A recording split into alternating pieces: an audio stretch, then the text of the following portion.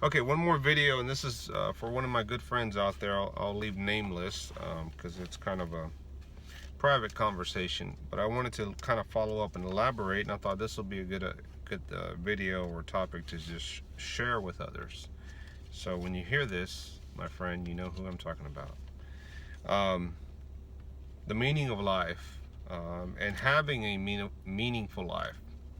At some point, in our youth, or I would say middle age, it's for everyone is different. It could be 30s, it could be your 40s. But at some point, you realize that your life needs to be more meaningful, needs to be more, you need to have something to show forth and not just objects, material things, wealth, um, social status. But beyond that, the meaning of your life. What will you leave behind? And I'm not saying you leave your possessions behind to give somebody else. That's part of the process. But what will you leave behind for others to remember you and to carry those stories, or to remember that you existed on this earth? And I would say that if you have family, embrace them. You may not be able to embrace all your family, but when you're left with very little family, that meaning is, I think, more stronger than ever, because all you have is a few. And versus someone that they come from a big family, they've always had a big family, you kind of tend to take that for granted.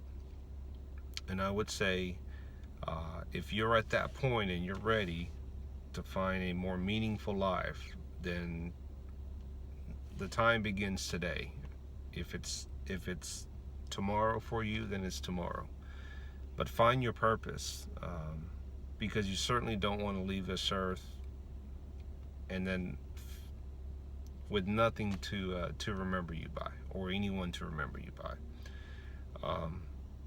And I think for our soul purposes, for in here, I think for us to feel at peace when the time comes as we get older, and when we're dying on our deathbed, or wherever that may be,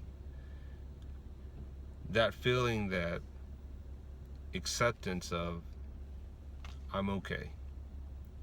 I had a meaningful life, and I made it count. I made it matter. All right, gotta go. Red October out.